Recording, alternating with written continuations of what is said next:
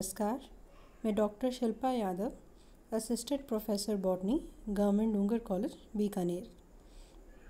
आज हम टेरिडोफाइट के सब डिवीज़न उप विभाग साइलोफाइटोप्सिडा के बारे में पढ़ेंगे।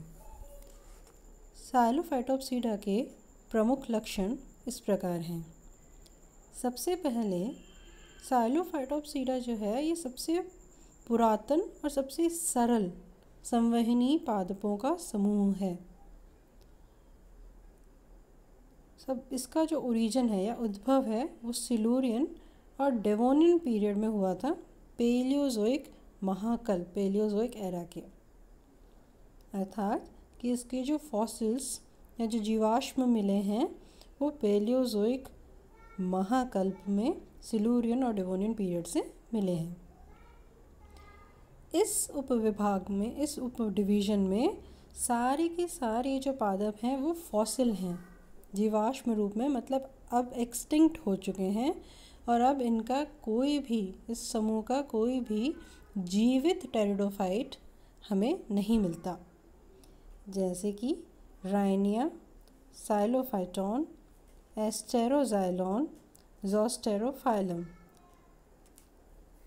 टेरिडोफाइट्स की मुख्य प्लांट बॉडी या पादप काय जो कैसा होता है, स्पोरोफिटिक होता है, बीजाणुभिद होता है। तो यहाँ पर भी प्लांट कैसा है, स्पोरोफिटिक है, पादप काय बीजाणुभिद है।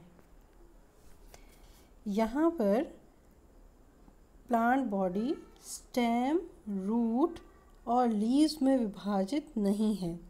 क्यों? क्योंकि यहाँ पर ट्रू रूट्स एब्सेंट है। यहाँ पर रूट्स का या जड़ों का काम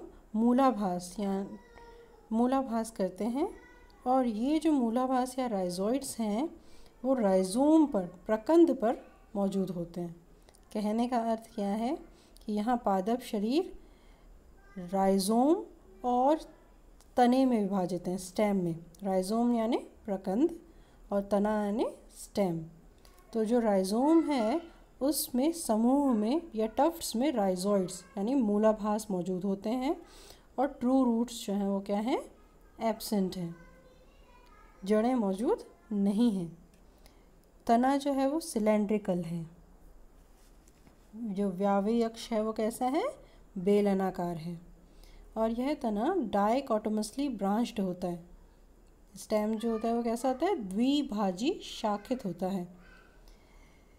यह या तो नग्न हो सकता है, मतलब पत्ती रहित, जैसे कि राइनिया और हॉर्नियोफाइटॉन में, या फिर इस पर छोटी छोटी पत्तियां मौजूद हो सकती हैं, स्मॉल लीव्स बेयरिंग हो सकता है ये, जैसा कि एस्टेरोजाइलॉन में। इसकी मॉर्फोलॉजी के बाद अगर इसकी एनाटॉमी की बात करें तो यहाँ पर जो स्टील है या रंभ है वो प्रोटोस्टीलिक है।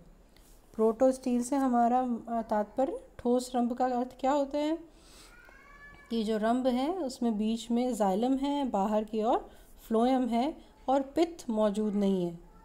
मतलब मेडुला या पित्त जो बीच में जाइलम और फ्लोएम के बीच में मौजूद नहीं है, ऐसे रंभ को हम क्या कहते हैं, ठोस रंभ या प्रोटोस्टीलिक कहते हैं।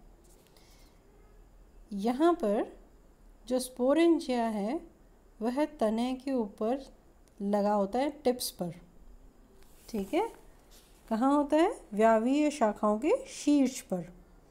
अब ये बीजाणुधानी या स्पोरेंजिया कैसे मौजूद हो सकते हैं, ये अकेले हो सकते हैं, सिंगल, जैसे कि राइनिया में, या पेयर्स में मौजूद हो सकते हैं, जैसे कि साइलोफाइटॉन में, युग्मों में मौजूद होंगे, किसमें, साइलोफाइटॉन में। और कभी कभी ये दो या अधिक समूह में मौजूद होते हैं, और ऐसे समूहों को हम क्या कहते हैं, साइनेंजिया। तो हमारे से कई बार ये प्रश्न पूछा जाता है कि साइनेंजिया क्या है। तो क्या होता है, synangia is a fused sporangia formed by 2 और मोर स्पोर सेक्स।